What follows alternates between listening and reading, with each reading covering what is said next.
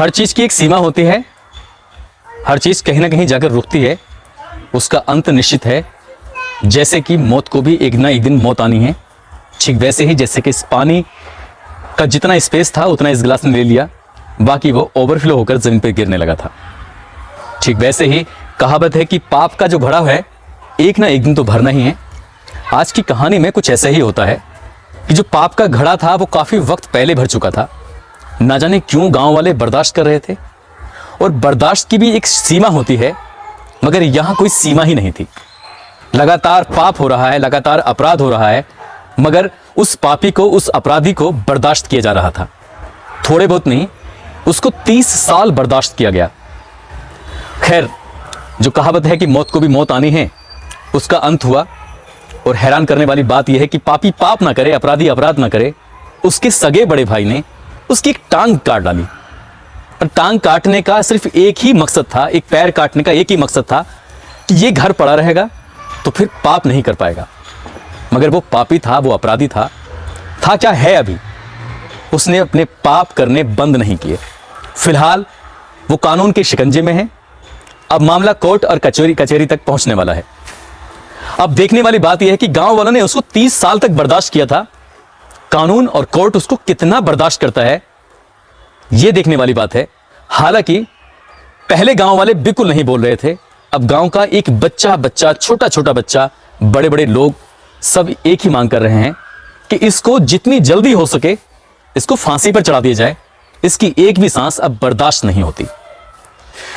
आदाब, नमस्कार, सत श्री अकाल, मैं उस्मान सैफी। आज की जो सच्ची घटना मैं आपको सुनाने जा रहा हूं, ये सच्ची घटना है मध्य प्रदेश का एक जिला है शिवपुरी, और इसी शिवपुरी जिले का एक थाना है तेंदुआ, और तेंदुआ का एक गांव लगता है इमलिया। दरअसल 15 जनवरी की शाम लगभग 6:30 या 7 बजे के आसपास रहे होंगे। इस गांव का एक व्यक्ति है उत्तम, जिसका नाम उत्तम है, और उसकी उम्र 35 साल के आसपास है। उत्तम घर नहीं है, उत्तम अपनी दादी के साथ रहता है। दादी की उम्र लगभग होगी 70 साल के आसपास। दादी अपने पोते को आवाज देती है कि उत्तम तुम कहां हो, उत्तम जल्दी आओ। उत्तम को आवाज देती है। उत्तम घर था ही नहीं, होता तो जरूर आता। घर का गेहूं आटा खत्म हो चुका था। अब आटा खत्म हो चुका है तो गेहूं को कुठले से निकालने के लिए वो उत्तम की मदद लेना चाहती थी। जैसे ही उसने गेहूं निकाले कुठले से, तो उससे निकालने की जैसी कोशिश कर रही थी, अचानक से उसके हाथों में कुछ बाल आ जाते हैं। और जब बाल आते हैं तो उसको फिर वो जल्दी से जल्दी गेहूं को इधर उधर करने की कोशिश करती है, और जो करीब से देखती है तो वो बाल उसकी परपोती, जो कि 6 साल की है, वही पास में ही घर है उसका, परिवार की ही एक बच्ची है 6 साल की, वो उसी गेहूं के उस कोठरे के अंदर थी। बस इतना था कि अम्मा की चीख निकल जाती है, अम्मा जोर से चिल्लाने लगती है। चिल्लाने के बाद वो बेहोश होकर वहीं गिर जाती है। घर में सिर्फ दादी और पोते बस 2 ही रहते थे। इसकी चीख की आवाज इतनी तेज थी कि पास वाले व्यक्ति ने सुन ली।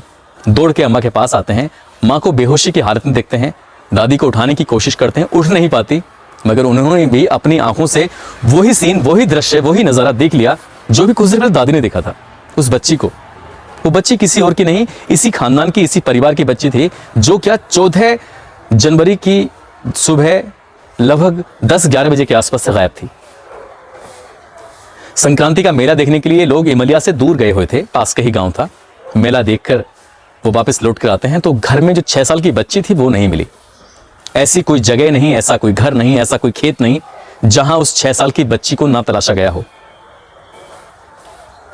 14 जनवरी निकल जाता है, और 15 जनवरी की भी पूरा दिन परिवार वाले, खानदान वाले सब लोग मिलकर उस बच्ची को ढूंढते रहते हैं। नहीं मिलती तो मिलती है तो उत्तम के घर की जो कोठरा है जिसके अंदर गेहूं रखे जाते हैं, उसके अंदर उसकी लाश पड़ी हुई थी। पुलिस को फोन किया जाता है, और 15 जनवरी की रात 8 बजे पुलिस मौके पर आती है। पूरा गांव एक जगह एकत्र है, एक जगह इकट्ठा है। हर गांव वाला एक ही बात कहता है कि ये जो भी कुछ किया है वो उत्तम ने किया है, और किसी ने नहीं किया। पुलिस ने शव को कब्जे में लिया, पोस्टमार्टम के लिए भेज दिया। पोस्टमार्टम की रिपोर्ट से खुलासा होता है कि इस बच्ची के साथ बलात्कार हुआ है। एक बार नहीं, कई बार हुआ है, बार बार हुआ है। और जब उसने विरोध किया तो उसको मार दिया गया। और हैवानियत की, दरिंदगी की इंतहा पार कर दी थी करने वाले ने, और वो करने वाला कोई और नहीं था, वही पोता जिसकी दादी अभी गेहूं निकाल रही थी, वही था। अब उसकी तलाश में जुट जाते हैं। पूरा गांव, पुलिस वाले, जो भी था, बस उत्तम कहाँ है। उत्तम ज्यादा दूर भाग भी नहीं सकता था क्योंकि उसके एक टांग नहीं है, पैर नहीं था उसका, घुटनों से नीचे उसका पैर बिल्कुल अलग था। भागकर कहाँ भी जाता। पुलिस ने आखिरकार उसको गिरफ्तार कर ही लिया। 16 जनवरी को जब वो गिरफ्तार होता है तो दादी की आंखों के सामने था और दादी उसको देख रही है, और देखने के बाद उसे वो दृश्य याद आ जाता है दादी को, जो दृश्य उसने मीडिया को सुनाया था।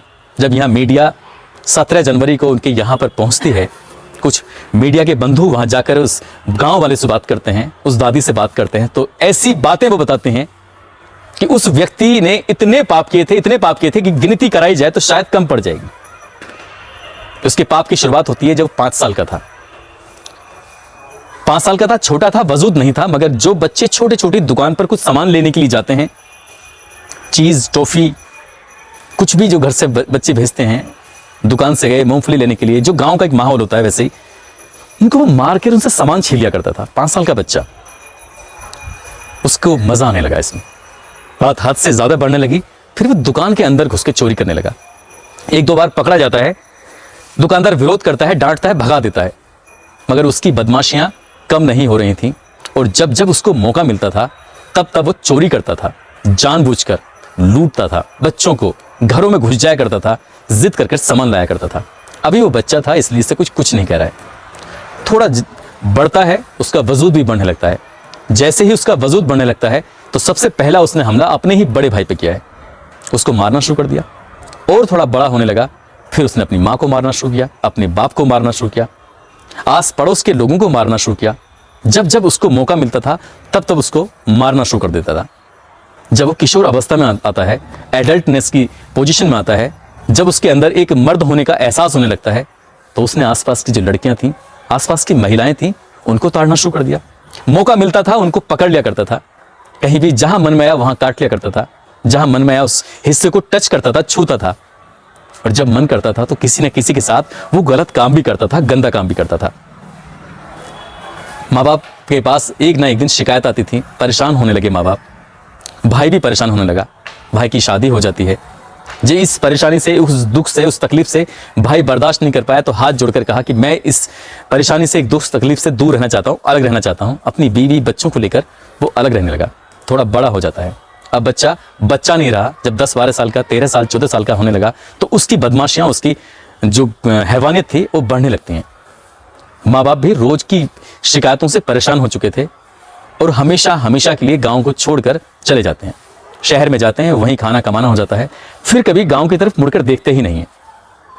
अब उसका कोई बसता है गांव के अंदर तो उसकी सिर्फ दादी बसती है, दादी के साथ रहता था, उन्हीं के साथ खाना पीना था, क्योंकि अब उसे खाना पीना भी तो कोई खिलाएगा। वक्त आगे बढ़ने लगता है, गांव की उन औरतों के साथ, लड़कियों के साथ वो हैवानियत भी करता था, लेकिन गांव की लड़कियां बचने लगी उससे। जब उसकी इंतहा हो गई थी तो इंतहा होने के बाद उसने फिर गांव की गाय, बकरी, भैंस, जानवरों को भी नहीं बख्शा। उनके साथ भी आए दिन कुछ ना कुछ ऐसी वारदात को वो अंजाम देने लगा। 2007 में उसकी ये सोचकर शादी की गई थी कि ये कम से कम अपनी बीवी के साथ रहेगा, पत्नी के साथ रहेगा तो बदमाशियां नहीं करेगा, अपराध नहीं करेगा। मगर वो जानवर था, इंसान नहीं था। उस जानवर ने अपनी बीवी को इतना परेशान किया, उसके साथ इतनी हैवानियत की कि वो महज 1 साल ही जीवित रह पाई और वो मर जाती है। जब मर जाती है तो फिर वही उसका काम था, गांव की लड़कियों के साथ, गांव की औरतों के साथ, गांव की बहन बेटियों को छोड़ता ही नहीं था। जब जब मौका मिलता था तब तब उनके साथ वो ऐसी हैवानियत करने की कोशिश करता था। फिर गांव वालों ने, परिवार वालों ने मिलकर उसकी दूसरी शादी कर दी।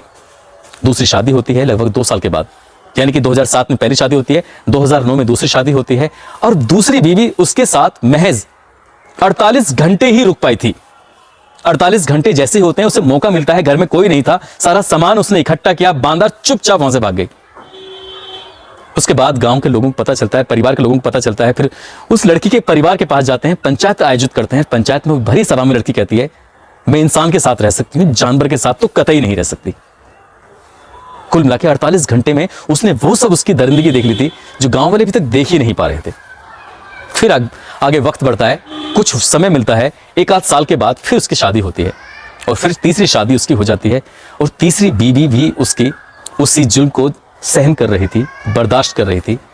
पहली बीवी 1 साल तक जिंदा रहती है, दूसरी बीवी महज 1.5 साल ही जीवित रह पाई, उसकी भी मौत हो जाती है। उसकी मौत होने के बाद अब उसने कोई ऐसा दिन नहीं, ऐसा कोई घर नहीं, ऐसी कोई महिला नहीं, ऐसी कोई बहन नहीं जिसके साथ वो छेड़खानी नहीं करता था। औरतें जब उसकी घर की तरफ से निकलती थीं तो अकेली लड़की, अकेली औरत कभी नहीं निकली, सब झुंड में एक साथ निकलते थे ताकि वो उन पर हमला ना कर दे। इतनी सारी बातें हो रही थी और गांव वाले बर्दाश्त पर बर्दाश्त कर रहे थे, मगर एक दिन बर्दाश्त की जो हद हो गई थी वो वाकई हैरान करने वाली बात थी। जंगल में एक व्यक्ति अपनी बकरियों को चरा रहा था। जानबूझ के उसकी बकरी को पकड़ा, उसके साथ उसका रेप किया, बलात्कार किया, उसके साथ जो भी गंदा काम कर सकता था किया। अपनी आंखों से देख रहा था बकरी का मालिक। और वो रोता हुआ गांव में आता है, उसके बड़े भाई से कहता है कि भैया आज तुम्हारे भाई ने ऐसी गंदी हरकत की है, मैं क्या करूं।